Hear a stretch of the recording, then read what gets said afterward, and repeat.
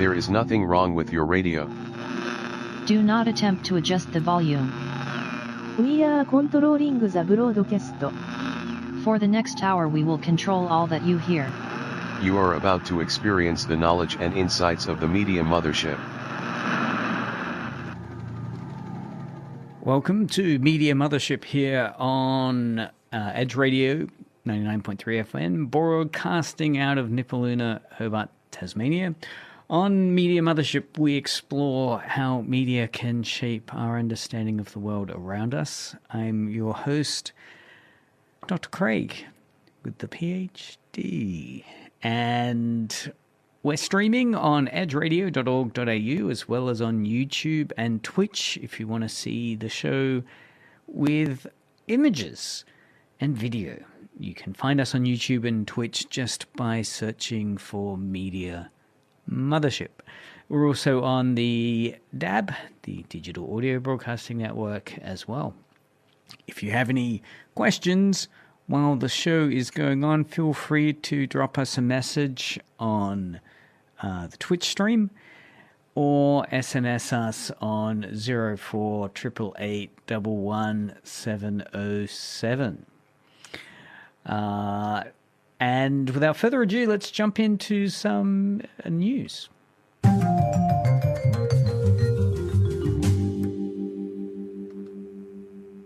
right, we'll set it up with this little audio grab here.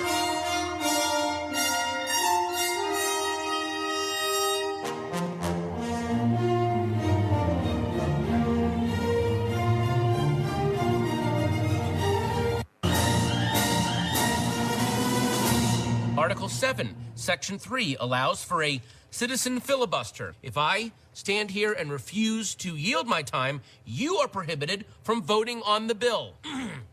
Let the filibustering begin.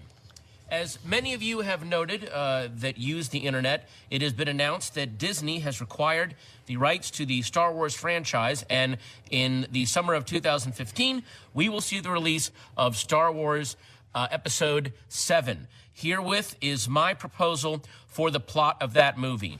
Begin with standard title sequence and John Williams fanfare, followed by a scroll to be written. I would like to mention that Brian De Palma wrote the original opening scroll for Star Wars Episode 4, A New Hope. I think it would be a nice nod to the franchise if he were to write this opening scroll. Then, pan down from the twin suns of Tatooine.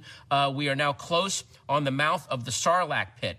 After a beat, the gloved Mandalorian armor gauntlet of Boba Fett grabs onto the sand outside the Sarlacc pit, and the feared bounty hunter pulls himself from the maw of the sand beast. Okay, this is exactly... And we realize that he survived his fall during the battle at Jabba's palace ship. Then do a hard cut to a repurposed... That, of course, was the delightful actor Patton Oswalt from Parks and Recreation, a comedy series in season 5, who had to do a filibuster during a local council meeting and decided to kind of freestyle this unusual Star Wars what if story. What's amusing about this is how, again, one media text influences another. Here we have Parks and Rec, comedy series with a kind of comedian nerd, Patton Oswalt, doing a riff thing. It got a huge amount of media attention at the time. Unbeknownst, way back then with the Parks and Recreation episode, talking about that famous Return of the Jedi scene where Boba Fett is killed ignominiously in the Sarlacc pit.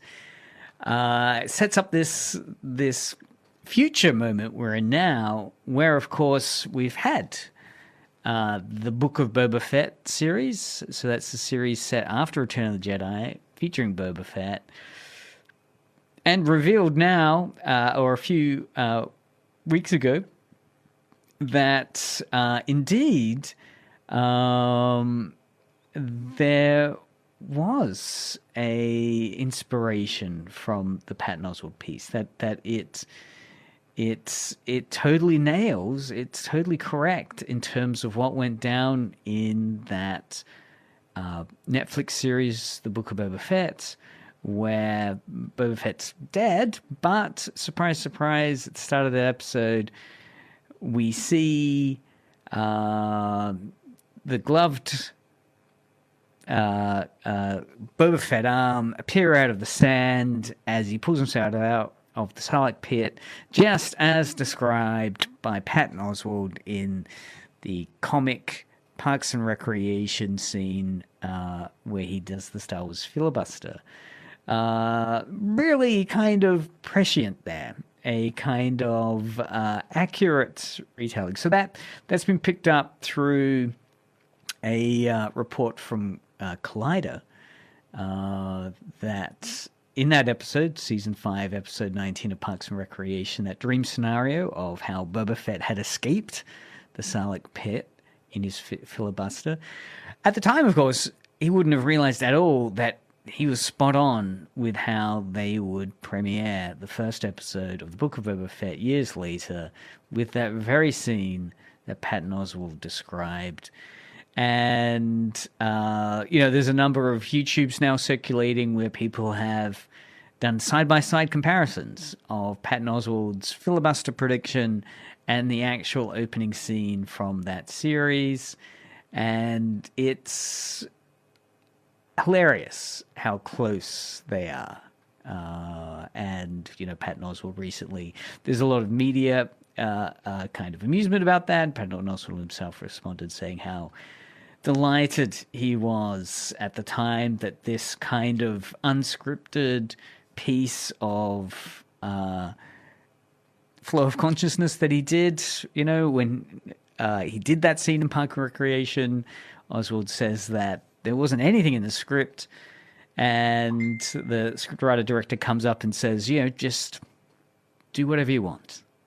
And so he just kept going on and on about this fan fiction piece, starting with Boba Fett forever. So fascinating, again, fandom being able to put one and one together finally, even though this Book of Boba Fett's a few years ago now, 2 at least, that it came true.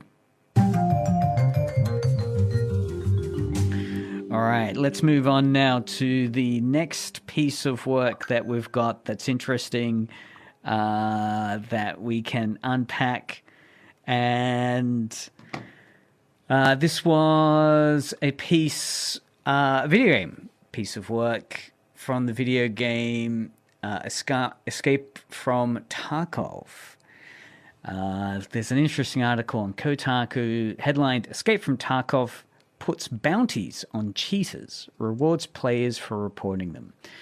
So this is the Battlestate Games company. They've enlisted their own players' help to squash its cheating problem in this third-person shooter game. It's a cute idea. Again, the article starts with the question, what better way to incentivize players to keep the community clean than by offering up a reward? So there are plenty of games which have a cheating problem. Everything from the notorious years back problem of gold farms in China for World of Warcraft, to the people using glitches like the what was it? It was the Baby Yoda Zoidberg glitch in Fortnite to troll people. In this case, sometimes developers need players' help to track down these cheaters, the article goes on to say. So that's what this game, Escape from Tarkov, has done, where the developer Battlestate Games started offering players rewards from in-game currency that they could get from reporting cheaters that they came across while playing the game.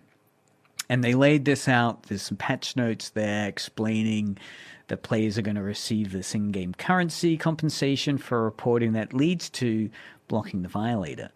Those who successfully report will receive in-game messages confirming the individual they submitted has been blocked, and then find some in-game cash in their account. All right. So it's a really interesting idea, implementing this idea. Hopefully it doesn't result in kind of lynch mobs, witch trials. And, hopefully you're recruiting some good white hats, cowboys, to help clean up this game. Hopefully we'll see. We'll have any people playing Escape from Tarkov, feel free to message in if this has worked, if you've been able to collect some bounties by reporting players for cheating. Do you think it's a system that works? It does ruin games. They're often very finely crafted to go between challenge and reward. And, cheating just kind of messes that rhythm up, sadly.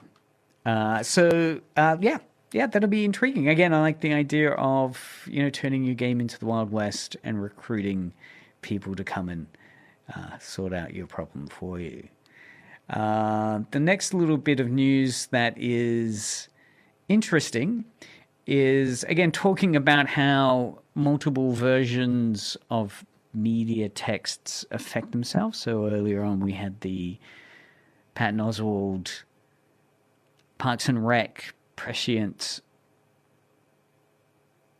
Boba Fett story. Polygon's reporting on the anime series Death Note and how currently there's a musical that's gaining some popularity, and the article is praising it for finally fixing the anime and, in their point of view, becoming the superior adaptation in the Death Note space. Death Note, of course, began as a manga, then turned into an anime, then a live-action series. It's now a musical. It's also had movies. Death Note, for those that don't know, is an interesting premise of a demonic creature who is tasked with kind of almost a naughty list of killing people. On this list, the Death Note. That Death Note falls into the hands, accidentally, of a human who then begins writing names in that Death Note to take care of people he dislikes. And there begins a kind of detective case as the hero, L. Light, tries and find out who's mysteriously killing these people. The problem the article identifies is the final third act always falls flat, in their opinion, that it never adequately brings to a conclusion such a fascinating premise of pitting these two characters against each other, the Death Note murderous character and the detective type L. But I won't spoil it for those people that are keen to explore Death Note, but the article praises the fact that of all the adaptations, the anime, the live-action movies, and now the musical's the one that has altered the ending to deliver a more satisfying concluding third act with our face down of the hero and villain. Intriguing how sometimes the adaptation, again, what I liked about this article is a case of the adaptation, a version of the original being the best one. SMSN, or feel free to leave a chat, if you yourself have a feeling that maybe, the reboot of Battlestar Galactica was better than the original. There are cases, where the adaptation becomes the superior adaptation, the one in which that is the version which finally corrects the previous version. I mean, video games often is the case that sequels improve and become superior. Each GTA addition to the franchise is considered superior to the originals.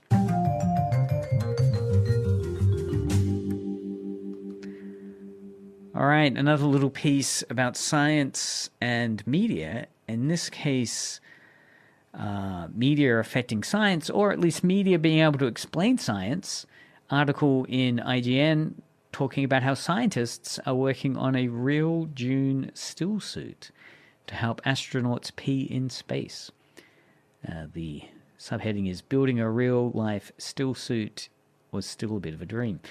Interestingly, Frank Herbert's sci-fi epic Dune has within it the depiction of this stillsuit, the suit that the people of the dry desert world Arrakis wear so that every drop of their body's moisture is recirculated for reuse, so that it prevents moisture loss with these still suits. It filters the body's sweat and urine to, in the movie, be able to provide drinkable water. And this, of course, allows the Freeman, the kind of characters that are trying to rise up against the shackles of their oppressors, to thrive against the harsh sun on Arrakis. So scientists now are trying to harness this similar technology to improve the life of astronauts embarking on arduous spacewalks. So they've referred to this idea of still suits as a way to explaining the challenge they face in space of I guess the expense of shipping all this fresh water to the International Space Station. It's incredibly expensive, and life support systems are kind of trying to become more efficient at recycling the crew's waste so that some of that expense can be alleviated. Particularly, when during, as it points out in the article, spacewalks, where astronauts have no choice but to relieve themselves in the high-tech adult diapers known as maximum absorbency garments, the MAG. And they're worn in the suit, and less than ideal, right? I imagine it's pretty unpleasant, and not the most hygienic or comfortable to just be having to use these diapers. Especially because, these spacewalks will take a long time to probably complete. So again, they're trying to draw inspiration from these still suits from science fiction spaces like Dune to create ways in which astronauts can more efficiently relieve themselves as well as potentially recycle that liquid. Fascinating. So there we go. There's science fiction, popular culture affecting the way we see reality. How do we solve this problem? Maybe sometimes drawing upon what they do in science fiction can help crystallize the possible solution.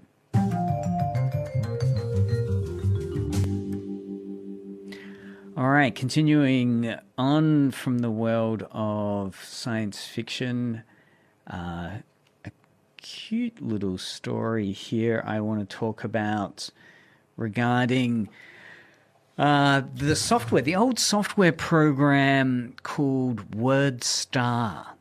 Right, so this would take people back ages in time to early word processing technology in media. WordStar.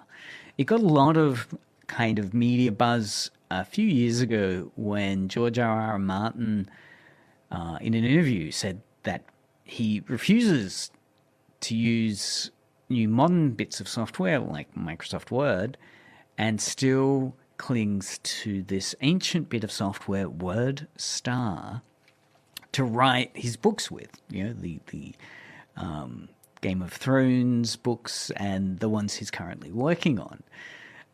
So it's interesting, this piece of software, WordStar, that kind of, was last updated way back in 1992. That's when it was last updated. So this precedes 92, but the last update it received was way back in 1992. It still has many fans, interestingly, in fantasy and science fiction. At the moment, there's the reason why this WordStar is getting a bit of hype at the moment is that it's being re-released. So, of course, this is way back in the day where, this software is basically a DOS bit of software for those that used DOS. Any Commodore 64 fans out there, or early Amigas? You'd use DOS, and this app would only run in a form of DOS, or kind of a DOS app or emulator. So this author, Robert J. Sawyer, who's an award-winning science fiction author himself, who's been using this software,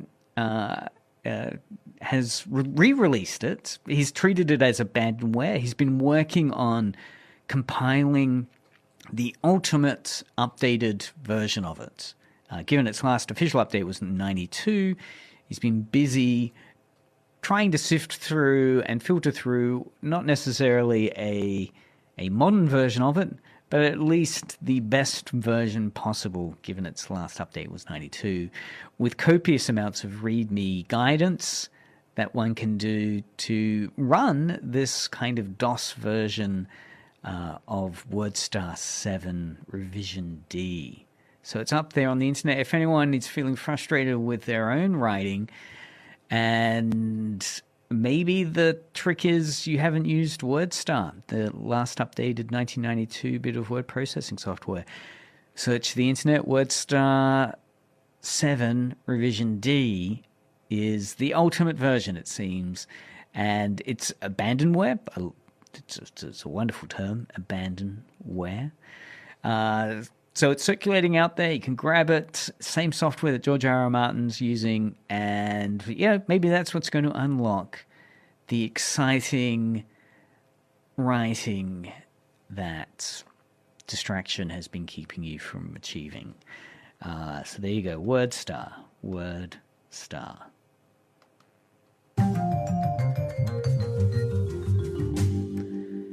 All right, a little bit of media panic. This article is about games, and ABC News is reporting Chinese officials are urging people to stop playing a decadent poker-like card game, Guandan. Not Gundam, Guandan, Guandan. I'm not sure if I'm pronouncing that correctly, probably not.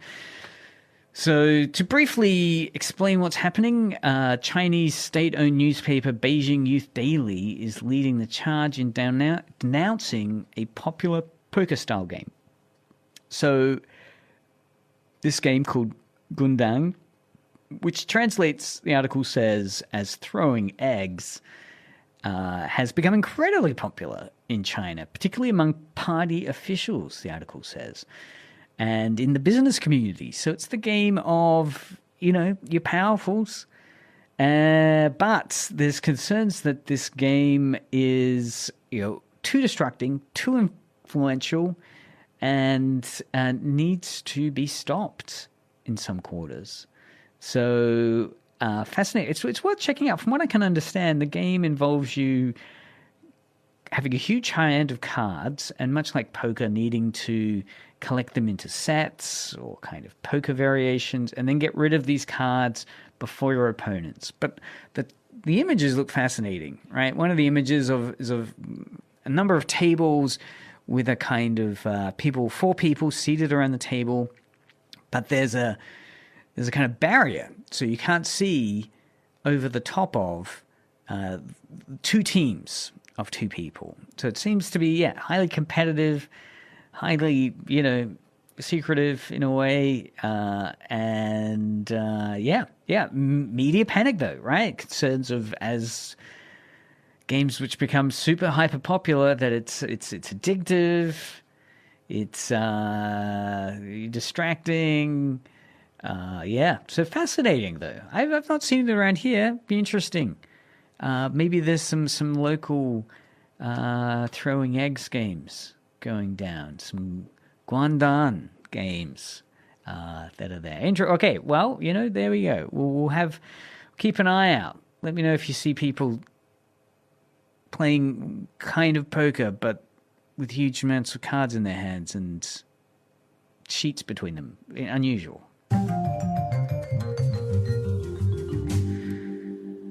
All right. right. Last bit of news-ish is the new movie Alien, which I will be going to see tonight. So I might be doing a review next week on the show. Alien Romulus is currently screening. I think today is its launch in Australia. Alien Romulus, there's articles talking about how it's taken inspiration from another media. So much like we talked about Parks and Rec and the Boba Fett influence, and the still suits and astronauts, water recycling. Romulus, Alien Romulus, there's a lot of discussion about the fact that there's a influence that the video game Alien Isolation has on this latest movie. Alien Isolation is an interesting game. It got a huge amount of praise for being one of the best video game contributions to the Alien franchise. A case of a video game really nailing the property it's extending. Many people loved, and I've played a little bit of Alien Isolation. I can totally get why it's so popular, because it really does ramp up that sense of dread and horror and jump scare of that alien environment. And within it are these kind of retro-looking phone boxes, right? And the fascinating thing about these phone boxes is that that prop appears in the new movie Alien Romulus. You'll see the exact, distinctly noticeable kind of old school phone with like the handset that you pick up with one big circular thing on your ear and the other one you talk into are in these movies or in this movie Alien Romulus. And just as for gamers, you'd know the significance of this phone system because basically that's the only way in the game you can save your progress. So you find one of these phone stations, you save your progress, but you quickly become acclimatized to the fact that those emergency phones often occur at moments where the game is about to kill you, where the big bad alien is about to rip you apart. So as soon as you see those phones, you're immediately triggered into kind of a state of massive concern and paranoia. And these have kind of consciously been put in by the director into the film to kind of give a tip to those people that know the game that, you know, hey, we're about to have a scary scene. So I'm fascinated to see that. I'll be watching it tonight, and I'm going to try and keep my eyes open for the phone boxes and then prepare myself for a possible horror or jump scare or maybe fake psych-out jump scare. So it'll be fascinating to see how that object, right? So it's fascinating to me how sometimes a prop or an item can have a kind of cognitive impact in storytelling. Many people point to the example of the paper origami unicorn in Blade Runner, another great Ridley Scott film, as a significant object because it suggests that Deckard is a replicant, right? That Deckard himself in the movie Blade Runner is an alien because he dreams of unicorns, and in the very last scene of Blade Runner, theatrical release, we see, or is it director's release? I think it's director's release. We see the other Blade Runner leave a origami unicorn in front of his door as a tip-off that he knows Deckard's memories. He knows the programming that Deckard's had because he's a replicant. Similarly here, it'd be interesting to see if these phones and their engagement and location in the environment are linked to the creature, the xenomorph, and kind of tips of the scare. Unlike a movie, unlike a video game, of course, watching it live as a movie, I can't just save the movie, go have a drink, and come back once I'm feeling calmer.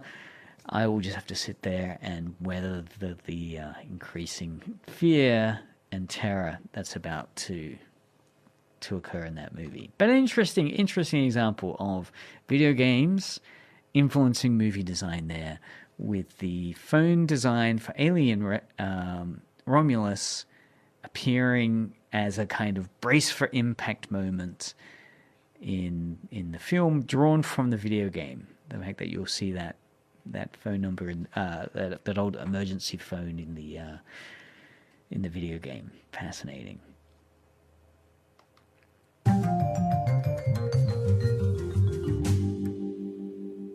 All right, a little bit of audio now. I was going over some DVDs I've got at home, and recognizing that I love the fact that DVD commentaries are there.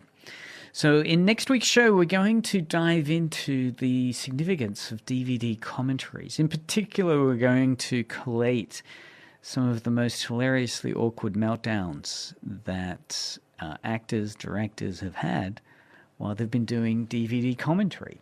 So listen in next week for Media Mothership. We'll be diving into the kind of, I guess, most hilariously awkward DVD commentary tracks. Keep listening, though, to Edge Radio. Coming up soon, we'll have some other gear.